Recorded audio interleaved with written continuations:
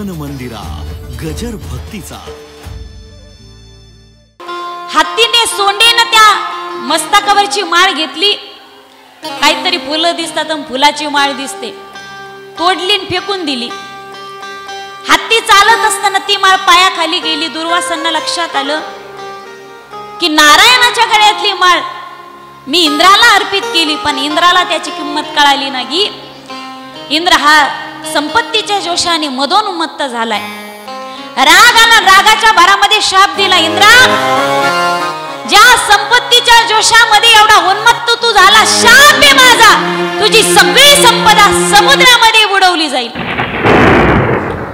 इंद्राची सगळी संपदा समुद्रामध्ये बुडाली। तो भगवंताला शरण गेला, प्रभो ते धन पुन्हा मिळवण्यासाठी मी काय करावं? देवाने सांगितलं समुद्रातलं धन परत मिळवण्यासाठी समुद्राचं मंथन करावं लागेल, त्यासाठी देव आणि दानवांना एकत्रित यावं लागेल आणि मग ते मंथन करावं लागेल। तुम्हाला मंथन कळतं? ऐकताय का? एकदा प्रेमाने बोला, राधे। मंथन कळतं तुम्हाला? मिक्सर मध्ये इरजण घालायचं, बटन दाबायचं, बुर्र झालं की एवढंच फुलपात्र घ्यायचं, त्याच्यामध्ये थोडीशी रोवी घ्यायची, असं घुसळायचं, झालं मंथन। याला मंथन नाहीत म्हणत। 5-5 फुटाच्या रोव्या आणखीन काही घरी, आमच्या घरी आहे तशी 5-5 माझ्या उंचीच्या रोव्या असायच्या। पूर्वी मडक्यामध्ये मी माझ्या लहानपणी पाहिले, आमच्या आजी सासवांनी केलेलं असेल ते मंथन। आता सासवांच्याच नशिबात नाही तर आमचं भाग्य कुठून उजळायचं ते मंथन करायला। इथं आहेत काही नाटीवाले दिसतात, त्यांनी केलेलं असेल ते मंथन। मी माझ्या लहानपणी माझी आजी करायची, माझी पणजी करायची, आणि लोणीवर आलो की आम्ही सगळे लहान लहान लेकरं असे समोर हात करायचो, प्रत्येकाच्या हातावरती ती आजी थोडं थोडं लोणी द्यायची, अशी रोवी लावली जायची, त्याला दोरा असायचा आणि असं मंथन करायचं, पूर्ण बॉडीचा व्यायाम व्हायचा। आता तो व्यायाम होत नाही म्हणून रामदेव बाबा सांगतात आणि लोक टीव्हीच्या समोर बसतात। रामदेव बाबा सांगतात, हा घ्या श्वास, घेतला श्वास, ठेवा श्वास, लोक साठवून ठेवतात, हा सोडा, सोडला श्वास। रामदेव बाबाच्या समोर एक माणूस बसला टीव्हीच्या, रामदेव बाबा म्हणे, हा घ्या श्वास, त्याने घेतला श्वास, सोडा श्वास, सोडला श्वास, श्वास सोडला, तेवढ्यात लाईट गेली। आता याला माहित नव्हतं पुन्हा हीच क्रिया आणखी करायची 10-5 मिनिटं। हा, लाईट गेली तर काय होईल? श्वास घेणार नाही, आणि श्वास नाही घेतला तर माणूस माणूस माणूस प्रेमाने बोला एकदा, राधे राधे। योग हा अत्यंत कठीण आहे महाराज। रामदेव बाबाचा योग रामदेव बाबाचा योग केला की जाड माणूस बारीक होतो। रामदेव बाबाचा योग केला की जाड माणूस बारीक होतो। ज्ञानेश्वरी मध्ये माऊलींचा योग करायला माणूसच बारीक लागतो। रामदेव बाबाचा योग केला की जाड माणूस बारीक होतो, माऊलींचा योग करायला माणूसच बारीक लागतो। आमच्या दोघांसारखी एखादी व्यक्ती भाग्यवान असते, आम्ही दोन्हीचाही योग करीत नाही तरी आम्ही बारीक आहेत। हा योग नाही, हा योगायोग आहे। गोपाल कृष्ण भगवान की जय। योग अत्यंत कठीण आहे। योगाची या वाटा जे निघाले गा सोबटा, तया दुःखाचा चिवाटा भागाना। योग अतिशय कठीण आहे बाबा। योग करणं कठीण आहे। पूर्वीचे व्यायाम असायचे, हंडा भरून पाणी न देऊन असायचं, हंडा भरून पाणी विहिरीहून असायचं, हंडा भरून पाणी शेंदून आडावरून असायचं। त्यामुळे पूर्वीच्या काळी high BP, low BP, sugar, thyroid सारखे आजार स्त्रियांना नव्हते। आज हे दुखत बाई ते दुखत बाई याची कारणच आहेत, कामं कमी झाली त्यामुळे आजार वाढलेत। समुद्राचं मंथन करावं लागेल, त्यासाठी मेरू मंदार पर्वत आणला, वासुकीची दोरी केली, वासुकीला विनंती केली की यज्ञामध्ये तुला हवीर भाग देता येईल, त्यावेळी तो राजी झाला. दोरी तयार आहे, रोवी तयार आहे आणि मंथन करण्यासाठी देव दानवांचं एकत्रीकरण करायचं होतं. दैत्यांची समजूत घातली की मंथनातून जी जी वस्तू येईल ती प्रत्येकी एक वस्तू देवांना दिली तर दुसरी वस्तू तुम्हाला मिळेल. दैत्यांची समजूत घातली, आता समुद्राचं मंथन करायचंय. मंथन करत असताना तो पर्वत खचू लागला. खचत असताना सगळ्यांनी परमात्म्याचा धावा केला आणि तात्काळ परमात्म्याने कासवाचा अवतार धारण केला. हा भागवत क्रमातील 24 अवतारापैकी एक अवतार आहे. कच्छप रूप भगवान की जय. भगवंताने कच्छप अवतार धारण केला आणि मंथन चालू झालं. मंथनातून सर्वप्रथम हलाहल विष बाहेर पडलं, जे भगवान शिवजींनी आपल्या कंठामध्ये धारण केलं.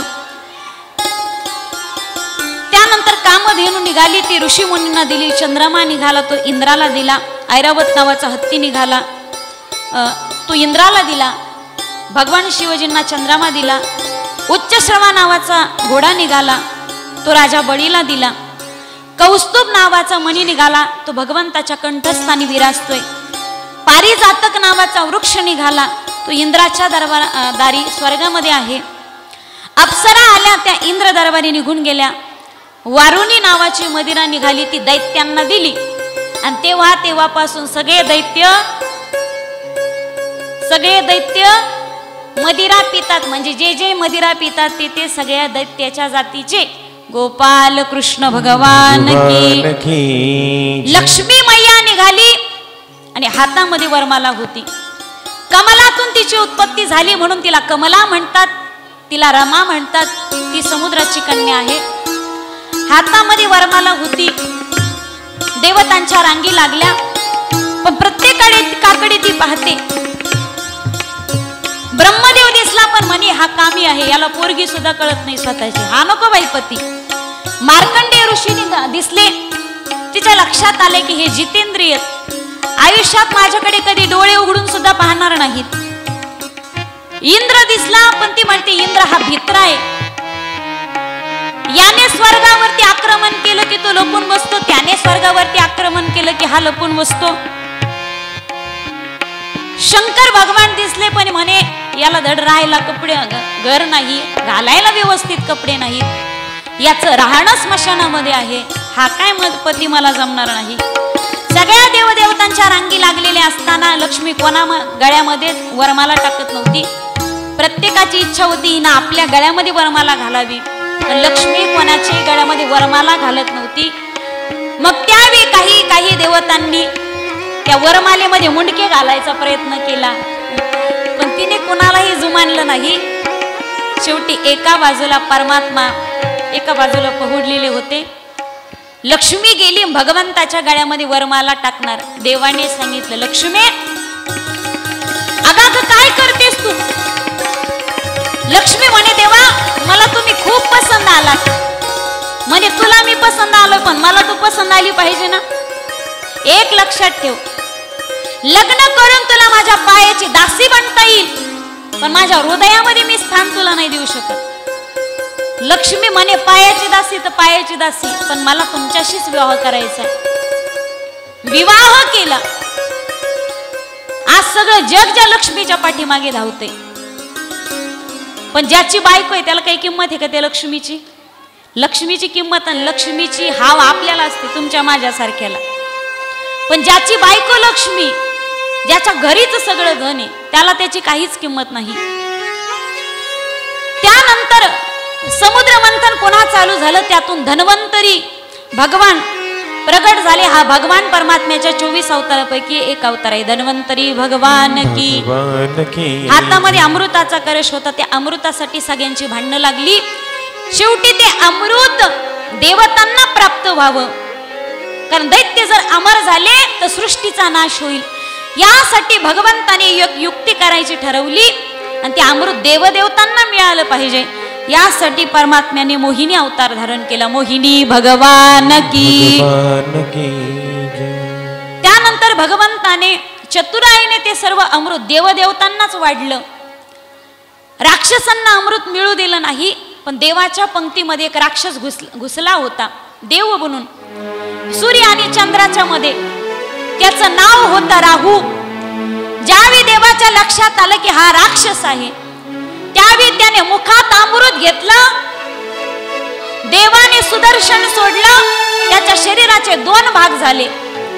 अमृत गेल्यामुळे 2ही भाग अमर झाले. एका भागाचं नाव राहू आणि दुसऱ्या शरीराच्या भागाचं नाव केतू म्हणून पडलं.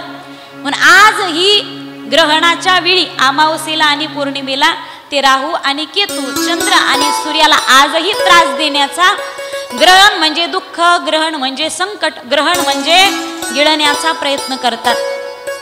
इकडे देवदेवतांना अमृत प्राप्त झालं. देव असुर संग्राम झाला, यामध्ये राक्षस मारले गेली. दैत्यांचा जो राजा होता बळी, तो सुद्धा मारला गेला.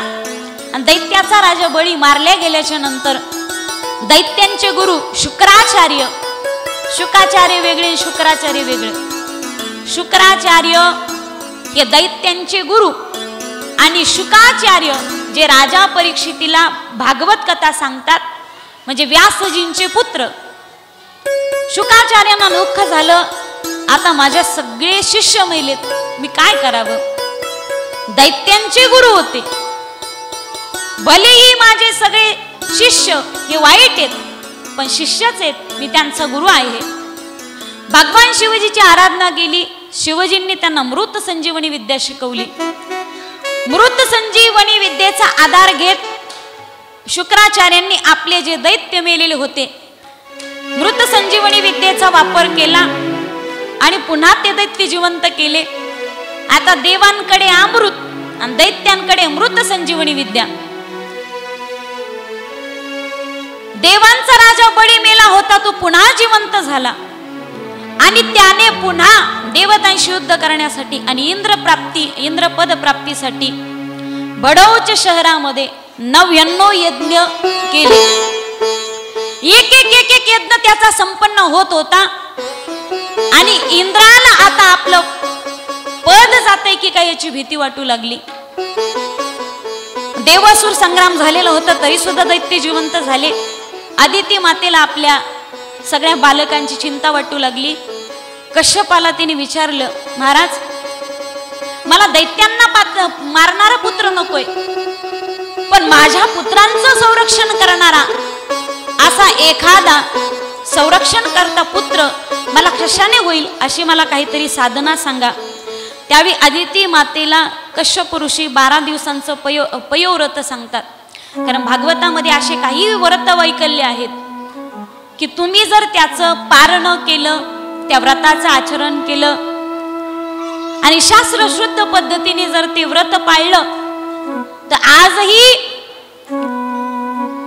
भागवताचं हे वैशिष्ट्य आहे की कित्येक निसंतान लोकाला पुत्र संतती झाली, त्यांना पुत्र प्राप्ती झाली, त्यांना संतान प्राप्ती झाली, पण त्याची भागवतावरती श्रद्धा असावी, सांगण्यावरती श्रद्धा असावी, सांगणाऱ्यावरती श्रद्धा असावी आणि त्या व्रतावरती सुद्धा श्रद्धा असावी.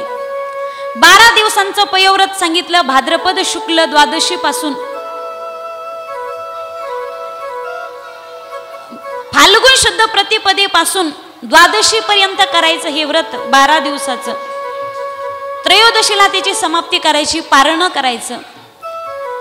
12 दिवस पर्यंत तू या व्रताचं आचरण कर, शुचिर्भूता पाळ आणि त्रयोदशीला या व्रताचं पारण कर, या व्रताची सांगता कर. आणि या पयोव्रताच्या प्रसादाने साक्षात परमात्मा श्री हरी तुझ्या घरी सर्व देवदेवतांचं संरक्षण करण्यासाठी अवतीर्ण होणार आहेत. आदिती मातेने या व्रताचं व्रताचरण केलं आणि बरोबर भाद्रपद शुक्ल द्वादशीच्या दिवशी तेच परमात्मा श्री हरी माता आदिती आणि भगवान कश्यपांच्या पोटी बटू रूपाने म्हणजे वामन स्वरूपाने प्रगट होतात. वामन भगवान की जय. ज्यावेळी परमात्मा प्रगट झाले, 8 वर्षाची मूर्ती होती.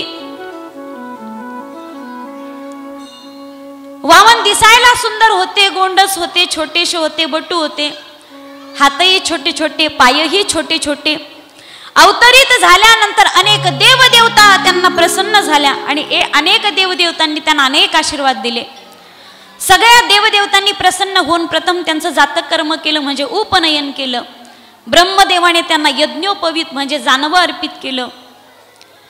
पृथ्वीने मृगचर्म दिलं, चंडमाने दंड दिला, आदिती मातेने त्यांना लंगोटी दिली, देवतांनी त्यांना छत्र दिलं, ब्रह्मदेवाने त्यांना कमंडलू दिलं, सप्तर्षीने त्यांना कंथा दिला, सरस्वतीने हातामध्ये जप करण्यासाठी रुद्राक्षाची माळा दिली, यक्षराज कुबेराने त्यांना भिक्षापात्र दिलं आणि माता अन्नपूर्णेने त्यांना त्या भिक्षा वाढली.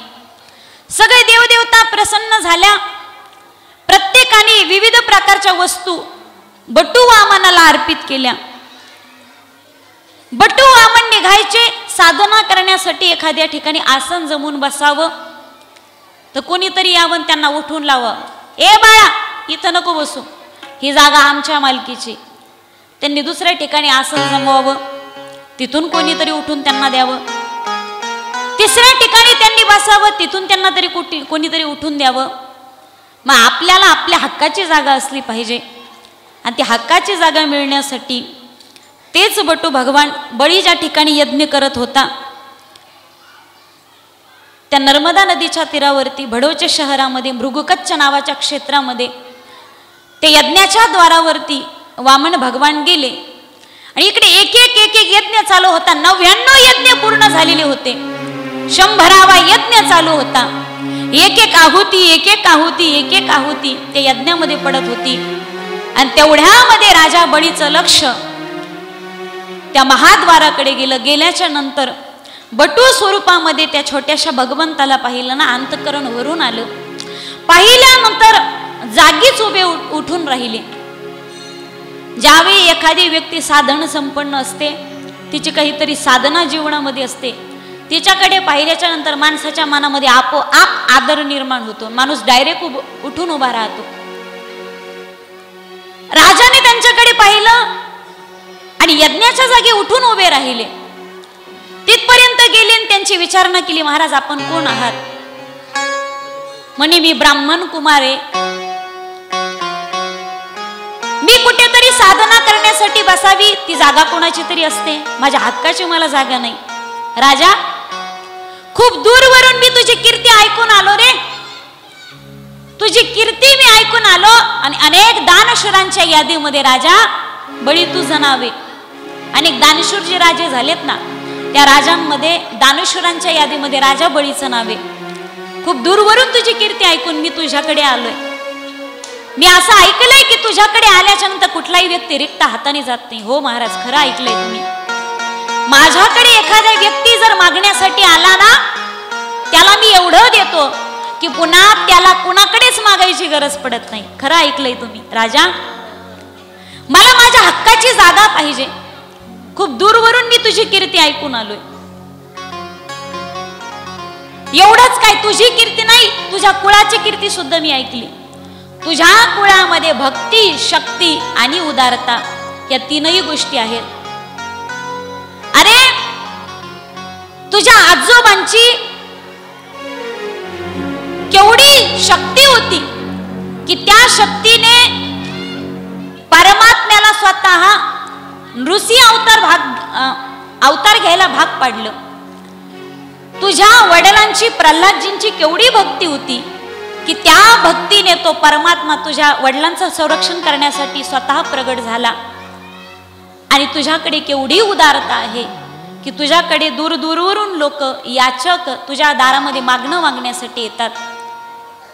तुझ्या कुळामध्ये तुझे जे वडील होते विरोचन राजे, त्यांच्याकडे सुद्धा भक्ती होती. तुझे आजोबा प्रल्हादजी यांच्याकडे सुद्धा भक्ती होती. आणि तुझे पंजोबा हिरण्यकशिपू यांच्याकडे सुद्धा शक्ती होती. भक्ती, शक्ती आणि उदारता या तीनही गोष्टी तुझ्या कुळामध्ये दिसतात. आणि तुझ्या कुलाची ख्याती ऐकून इथपर्यंत मी आलोय.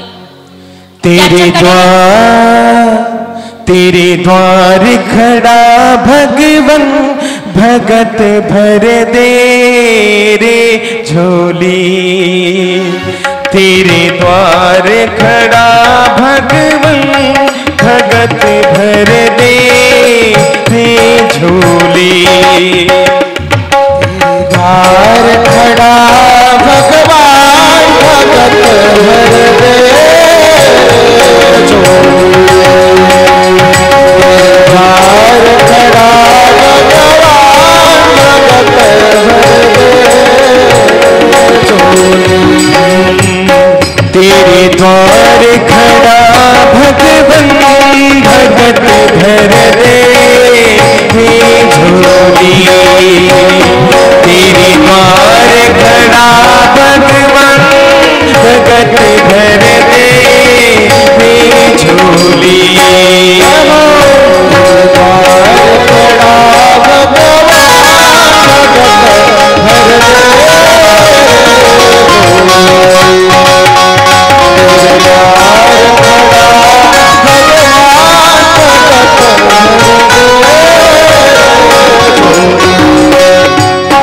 तेरा होगा बड़ा एहसान, तेरा होगा बड़ा एहसान कि युग युग तेरी रहेगी शान।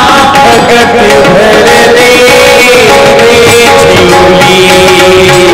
तेरी द्वार खड़ा भगवान भगत भर दे।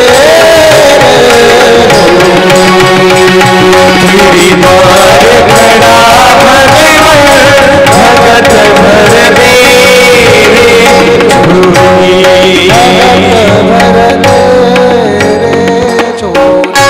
ज्याच्याकडे आधी मागायचंय त्याचा आधी कौतुक करायचं. तुम्ही दूध मागायला ताक मागायला जात असताल. एकदा एक बाई एका बाईच्या घरी ताक मागायला गेली. गेल्याच्या नंतर दारात तिचं पोरग बसलेलं होतं. त्याच्या नाका तोंडातून गंगा जमुना वाहत होत्या. घाणीनं भरलेलं होतं. 100-150 माशा त्याच्या नाका तोंडावरती असतील. त्यावेळी ती बाई म्हणती, बघ ना बाई कसा माझा वाघ बसलाय. आता तो वाघ असतो का? तिला ताक मिळवायचं असेल तर कौतुकच करावं लागेल. ती म्हणती याला वाघ म्हणतात. आधी त्याला पुशव शिमुड गिमुड कपडे घाल त्याचे. ती बाई तिला ताक देईल का? पण या उलट तिनं जर कौतुक केलं तर ताकही देती दूधही देती. ज्याच्याकडे आधी मागायचं त्याचं कौतुक करायचंय. एकदा एका गावामध्ये एक भिकारी भीक मागण्यासाठी गेला. माय भिक्षा वाढ. बाईनं कानावर ऐकलं, बाई भिकारी आलाय. सणासुदीचा दिवस होता, संक्रांत होती. बाईनं पुरणपोळीचा स्वयंपाक केला होता. आज आम्ही खरंच पुरणपोळी खाल्ली. खरं तरी पुरणपोळी खाल्ल्यानंतर म्हटलं आराम पाहिजे. आमच्या सुनीता काकीचा फारच हट्ट होता, करण तर पुरणपोळीच करण. खरं तर दादांची इच्छा होती, आमच्या मुक्ताताईंची रेणुताईंची इच्छा होती, अमोल भैयांची इच्छा होती की दरवर्षी कथाकार आमच्याकडे 8 दिवसासाठी असतात मुक्कामाला.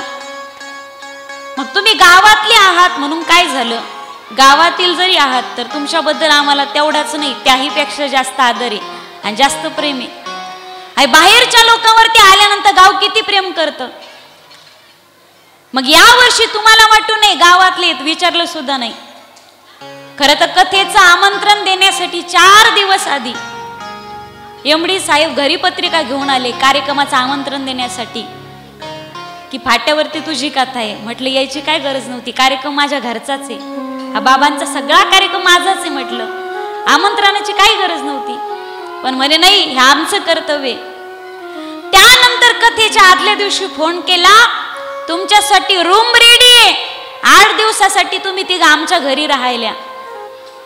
म्हटलं काही नाही, धन्यवाद बोलावल्याबद्दल आणि आमंत्रण दिल्याबद्दल, पण काही नाही, आम्ही घरीच आराम करतो. आल्याच्या नंतर काकींचा हट्ट, 8 दिवस इथून सकाळी जेवून जायचं आणि मग कथेला जायचं. पण आल्यापासून प्रत्येक सकाळचं जेवण वेगवेगळ्या घरी होत होतं आणि आज काकींच्या घरी योग आला आणि काकींच्या घरी खरंच पुरणपोळीचा आज योग होता.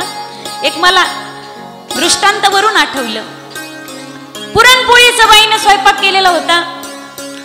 बाईच्या लक्षात आलं, बाई त्याला कोरडा शिरा देण्यापेक्षा एखादी भाकर देण्यापेक्षा हा भिकारी जर माझ्या दारामध्ये जेवला तर तृप्त होऊन नाही का जायचा. भिकाऱ्याचा आवाज कानावरती आला. बाईनं जेवणाचं ताट घेतलं.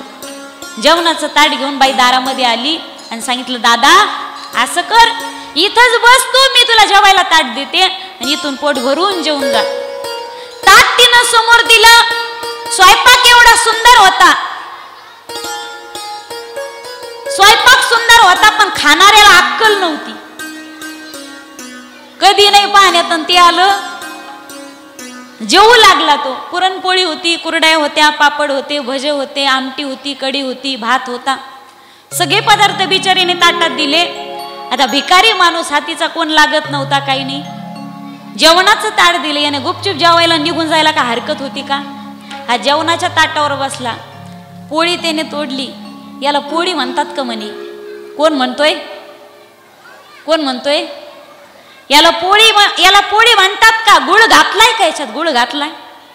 हे गुळवणी दुधाचा पत्ता आहे का म्हणे याच्यात? याच्यात दुधाचा पत्ता आहे? काय आमटी केली, मिठाचा पत्ता आहे का याच्यात? काय भजे केलेत म्हणे, याच्यात कांद्याचा पत्ता आहे का? नाव ठेवू लागला. तिला राग आला. म्हणे उठ उठ. तिनं हातात ताट घेतलं. म्हणे कर झोळी. झोळीमध्ये पोळी टाकली, गुळवणी टाकलं, भात टाकला, कुरड्या टाकल्या, पापड टाकला, वरून आमटी ओतून दिली. चल म्हणे निघ. हात इथून निघला आणि रस्त्याने जाऊ लागला. रस्त्याने चालत असताना त्याच्या झोळीतून सगळे पदार्थ एकत्र झाले. जे पातळ पदार्थ होते त्यांनी जागा सोडली. त्या झोळीतून टिप टिप टिपकू लागले खाली. असे टिपकत असताना खाली असे टिपके पडू लागले. लोकांनी विचारलं, का रे तुझ्या झोळीतून काय टिपकतय? कशाचे टिपके पडतात? तुझ्या झोळीतून काय गळतय? त्याने सांगितलं, माझे गुण गळतात. गुण. आपण जेवढे छोटे दिसतात तेवढी तुमची बुद्धी सुद्धा छोटीच आहे. तुमचे पाय किती के म्हणे एवढे एवढे छोटे छोटे, आणि त्या पायाने 3 पावलं जमीन मिळेल तरी केवढी. अहो, मागत असताना देणाऱ्याची कॅपॅसिटी तर पहा. देणारा भरभक्कम असेल तर मागायला काय हरकत नाही. देणारा भरभक्कम आहे ना, काय पाहिजे ते एकदाच तुम्हाला मागून घ्या. एवढी छोटीशी मागणी. मला तरी द्यायला योग्य वाटेल का? तुम्ही मागताय, पण मला द्यायला योग्य वाटत असेल असं काहीतरी मी तुम्हाला देईल ना. गडगंज श्रीमंत माणूस आहे, 50 एकर जमीन आहे, त्याला घरदार सगळं थाटलेलं आहे. बरं, अशा गडगंज श्रीमंत असणाऱ्या 50 एकर वाल्या माणसाने सप्त्यात काल्याची पंगत घालायला का हरकत आहे का? काय हरकत नाही ना. अहो, 1 एकर वाला माणूस सहज 1000 रुपये देऊन जातो वार्षिक सप्ताहाला गावातल्या. 50 एकर वाल्याला सहज 50 हजाराचं अन्नदान करायला काय हरकत आहे का? अशा व्यक्तीने 50 एकर वाल्या व्यक्तीने सप्ताह जर 50 रुपये वर्गणी दिली ते योग्य वाटेल का? अहो, मी एवढा मोठा राजा, 3 पावलं जमीन, काय मला तरी योग्य वाटलं पाहिजे द्यायला? नाही म्हणे, अरे देतोस का बऱ्या बोला ना, नाही तर मी आपलं चाललो. राजा म्हणे, अरे गरम डोक्याचं दिसतंय, लहानच आहे पण गरम डोक्याचं दिसतंय. म्हणे, महाराज ठीक आहे, पण म्हणे माझ्या पायानं मोजेल मी, तुझ्या पावलानं नाही. म्हणे, हो तुमच्याच पावलाने मोजा, आणि एक गोष्ट, आधी संकल्प सोडायचा, मग मी ती जमीन स्वीकारेल.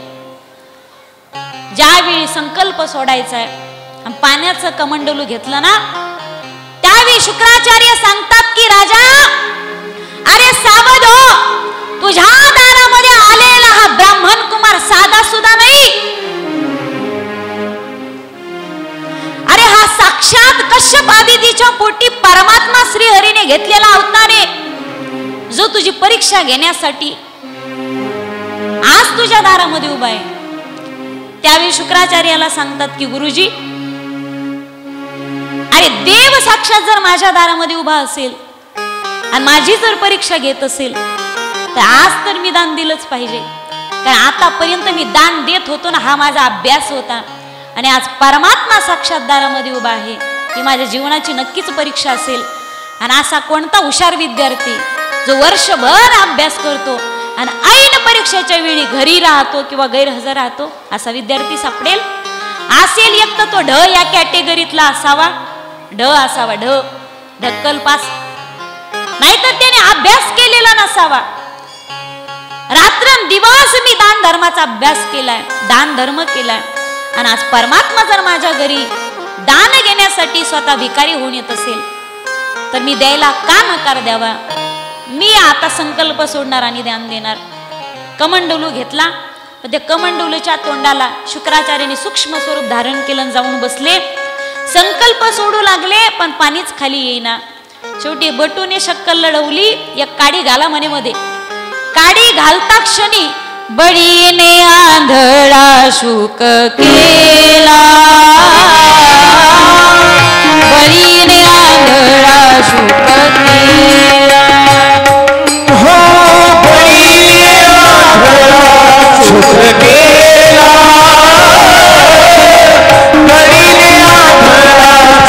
केला.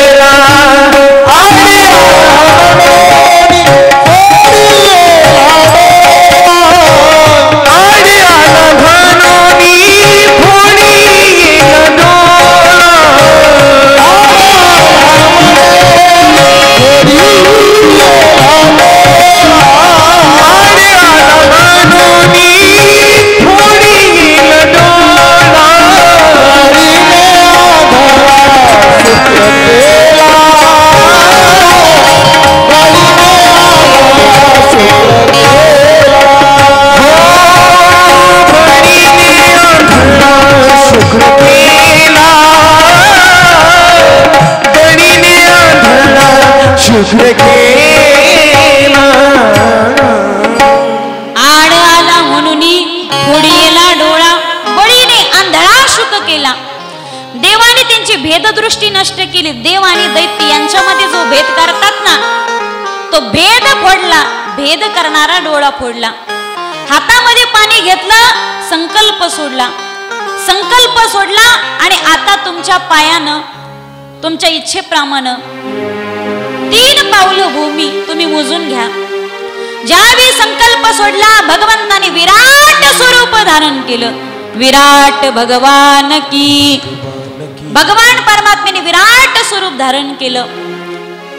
एक पाऊल जमिनीवरती ठेवलं, एक पाऊल आकाशावरती ठेवलं. ज्यावेळी आकाशामध्ये भगवंताने पाऊल ठेवलं त्यावेळी सत्य लोकांपर्यंत भगवंताचं पाऊल गेलं. आपल्या लोकात भगवंताचं पाऊल आलं हे ब्रह्मदेवाने पाहिलं. कमंडलूतलं पाणी घेतलं, पायाचा अभिषेक केला. पुन्हा ते कमंडलू मध्ये पाणी घेतलं, पायाची पाद्य पूजा केली. 3रं पाऊल ठेवावं कुठे? बळीला विचारतात. 2 पावलं जमीन मिळाली, आता 3रं पाऊल कुठे ठेवावं? बळीने त्या ठिकाणी मान खाली घातली. म्हणे याला बंदी करा रे, याला बांधा, याची सगळी संपदा हडप करा. सगळी संपदा हडप केली. बळीला बंदिस्त केलं. खरं तर परमात्म्याने बळीला बंदिस्त केलं आणि सगळी संपदा हडप केली. आणि बळीला पाताळात घालण्याचं कारण फक्त त्याचे गुरु शुक्राचार्यच होते. शुक्राचार्यांचा शाप होता. बळी, मी तुला सल्ला देतोय तरी सुद्धा दारात आलेल्या त्या ब्राह्मणाच्या सांगण्यावरून तू संकल्प सोडतोय ना. जा, माझा शाप आहे तुला. तू बंदिस्त होशील, तुझी सगळी संपदा हडप केली जाईल. संपदा सगळी हडप केली. बळीने मान खाली घातली. आता देण्यासाठी माझ्याकडे काहीच उरलं नाही. सगळं होतं ते तर हडप झाले. आणि संपूर्ण आकाश आणि पृथ्वीवरती भगवंताचे 2च पाऊलं सामावलेत. 1 पाऊल जमीन द्यायचं शिल्लक आहे. आता मी काय करावं? त्यावेळी बळीची पत्नी विंध्यावली बळीकडे आली आणि म्हणते, स्वामी, अहो असं तुम्ही स्त्री सारखं रडतात का? पुरुष आहात तुम्ही, तुम्हाला रडणं शोभत नाही. म्हणे देवाला मी 2च पावलं दिलेत ग, 1 पाद भूमी द्यायची शिल्लक राहिली. म्हणे अहो तुमचं सगळं हडप झालंय पण तुमचं स्वतःचं शरीर तर तुमच्याकडे आहे ना. या शरीराला सुद्धा भूमी म्हणतात. इथं पाप आणि पुण्य पिकवले जातात, यालाही जमीन म्हणतात. मग तुम्ही सगळं देवाला अर्पण केलं, तुम्हाला का देवापासून तुम्ही वेगळं ठेवलं? तुम्हालाही तुम्ही त्यालाच अर्पण करा ना. त्यावेळी ते परमात्मा म्हणतात, बळी सांग बरं, बोला ना, आता 3रं पाऊल ठेवू कुठे मी? बळीने सांगितलं, देवा सगळं तर तुम्ही तुमचं करून घेतलं, मला का तुमच्यापासून वेगळं ठेवलं देवा? अहो मलाही तुमचं करून घ्या ना. आपलं मस्तक खाली केलं आणि 3रं पाऊल भगवंताने बळीच्या मस्तकावरती ठेवलं, बळीच्या मस्तकाला स्पर्श केला आणि बळीला सुतळामध्ये घातलं. बळीला पाताळात घातलं हा लोकांचा गैरसमज आहे. तिकडे इंद्रालाही वाटलं देवाने माझ्यावरती अनुग्रह केला, इंद्राचं इंद्रपद साबूत राहिलं. भगवंताने बळीला सुतळाला घातलं, म्हणजे सुतळामध्ये आजही बळी इंद्राही पेक्षा जास्त पटीनं आणखी जास्त पटीनं स्वर्ग सुखाचा आस्वाद घेतोय. बळीला वाटलं माझ्यावर कृपा झाली, इंद्राला वाटलं माझ्यावर कृपा झाली. बळीवरती भगवान परमात्मा प्रसन्न झाले. बळी काय इच्छा आहे तुझी बोल. त्यावेळी बळीने सांगितलं द्यायचं असेल तर देवा एकच द्या, घरातून बाहेर जात असताना मला तुमचं दर्शन व्हावं, बाहेरून घरात येताना मला तुमचं दर्शन व्हावं. मला सांगा माणूस बाहेर कुठे जातो? घरातून. घरातून बाहेर जात असताना तो जातो कुठून? खिडकीतून. खिडकीतून का मग सावण्यातून त्या धाऱ्यातून जातो का? धाऱ्यातून जातो, खिडकीतून, मोरीतून. माणूस घरातून बाहेर जात असताना जातो कुठून? मी माईक घेऊन खाली येऊ का? तुम्ही बोलत चला गड्या. कुठून जातो? हा, दारातून. आणि घरातून बाहेर जाताना तो दारातून जातो. दारातून बाहेरून पुन्हा घरात यायचं असेल त्याला तर कुठून यावं लागतं? दारातूनच. म्हणजे देवा घरातून बाहेर जात असताना मला तुमचं दर्शन व्हावं, बाहेरून घरात येताना मला तुमचं दर्शन व्हावं. भगवंताला वाटतंय कदाचित याचा असा अर्थ दिसून याची इच्छाच दिसते मी त्याच्या दारातलं द्वारपाल व्हावं. द्वारपाल बडी द्वारी झाला. परमात्मा त्याच्या दारातले द्वारपाल होतात. 1 वर्षभर सेवा झाली. शेवटी लक्ष्मी मातेला आपल्या पतीची आठवण आली आणि बलिप्रतिपदेच्या दिवशी ती बळीराजाकडे गेली. बळीराजाला ओवाळलं, सांगितलं मला सगळे येत्रे भाऊच नाही. त्यांनी सांगितलं मला सुद्धा सगळे गणगोते पण बहीणच नाही. तू माझी बहीण, मी तुझा भाऊ, बोल काय ओवाळणी देऊ. त्यावेळी लक्ष्मी मातेने मागितलं आणि सगळ्या स्त्री वर्गाला माझी विनंती असेल, आता भाऊबीज होऊन गेली, पुढे भाऊबीज येईल, रक्षाबंधन येईल. प्रत्येक बहिणीला लक्षात घ्यायचं, भावाने लक्षात घ्यायचंय, प्रत्येकी भावाने लक्षात घ्यायचंय. ओवाळणी टाकत असताना तिला भाड्या तोड्यापुरते तरी पैसे देत जा, टाटामध्ये टाकीत जा. तिला यायला जायला तरी परवडलं पाहिजे. आणि दुसरी गोष्ट मागायची असेल ना तर एकच मागा माझ्या मातृवर्गांनो, तुमच्याकडे साड्या दागदागिने पैसा अडका भरपूर आहे, मनच्या राणी मनचा कारभार आहे तुमचा, सगळं मनासारखं आहे. प्रत्येक जण तिच्या घरातली राणी आहे. मागायची वस्तू पैसा अडका काहीच नको. पण प्रत्येक बहिणीला माझी विनंती असेल, इथून पुढे येणाऱ्या प्रत्येक भाऊबीजीच्या सणामध्ये रक्षाबंधनाच्या दिवशी तिने एवढंच मागायचंय, दादा द्यायचं असेल तर एकच दे. घरातून बाहेर निघताना घरात तू जशी माझी रिस्पेक्ट करतोस, माझा आदर करतोस, मला मान देतोस ना, घरातून बाहेर निघताना प्रत्येक दिसणारी पोरगी ही तुझी बहीणच आहे.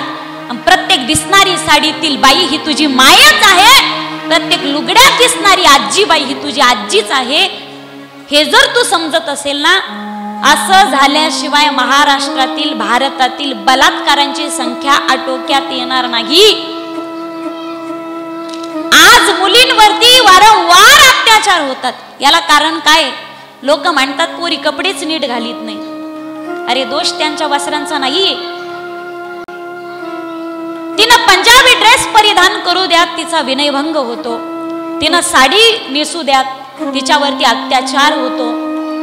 तिनं नऊवारी साडी परिधान करू द्या तरी सुद्धा तिचा बलात्कार होतो. तिनं वेस्टर्न पॅटर्न परिधान करू द्या तरीही तिचा बलात्कार होतो. दोष तिच्या वयाचा नाही. ती 5 वर्षाची असू द्या तिचा विनयभंग होतो. ती 10 वर्षाची असू द्या तिच्यावरती अत्याचार होतो. ती 25 वर्षाची असू द्या तिचा बलात्कार होतो. ती 50 वर्षाची म्हातारी असू द्या तरी सुद्धा तिचा बलात्कार होतो. दोष तिच्या वयाचा नाही. अरे दोष तिच्या वस्त्राचा नाही. दोष तिच्या जातीचा सुद्धा नाही. ती हिंदूची असू द्या तिचा बलात्कार केला जातो.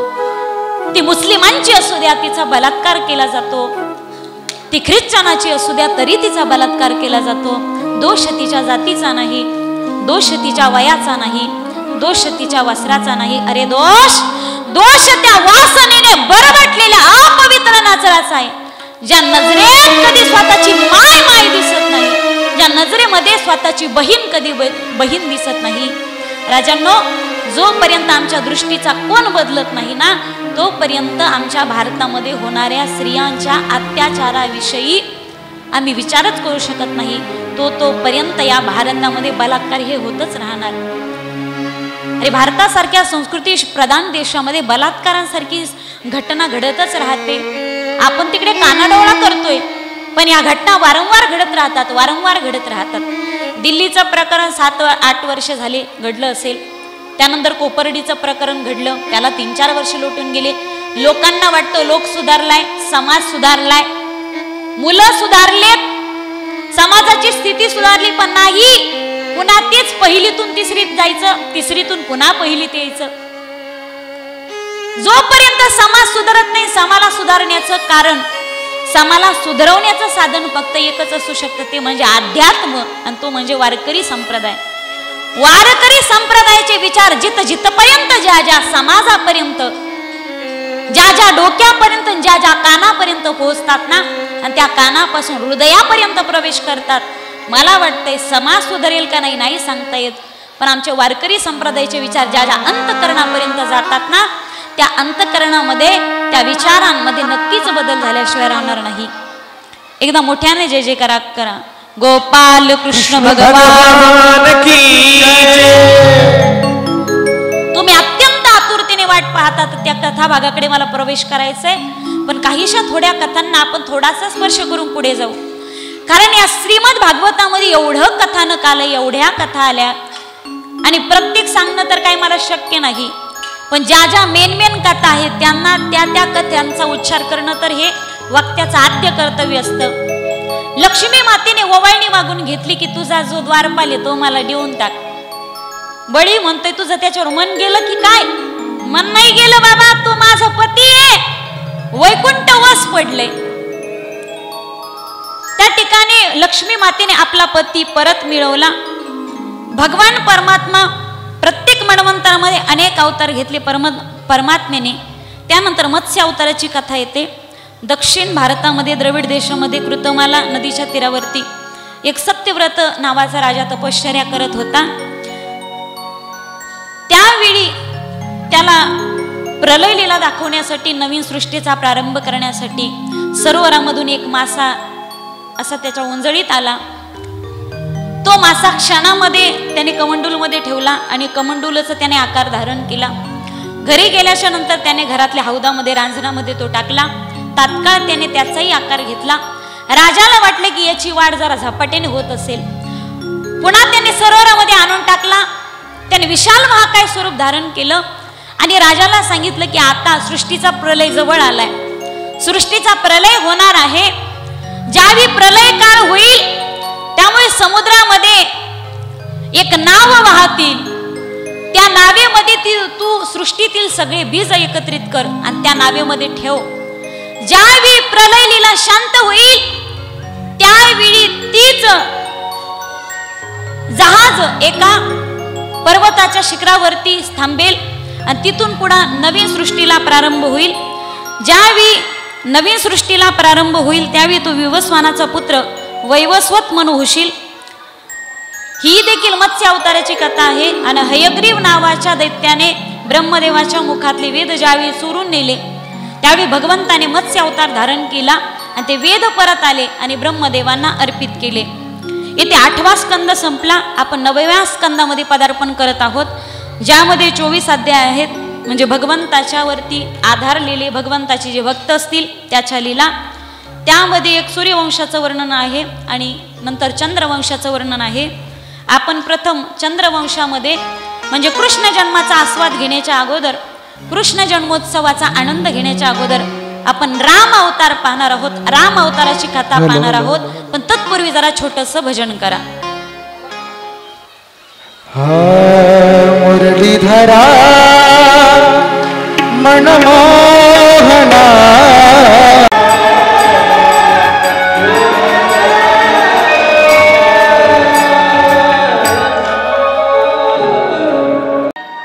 ब्रह्मदेवाच्या नाभी कमलातून ब्रह्मदेवाची उत्पत्ती आणि त्या भगवंत ब्रह्मदेवाने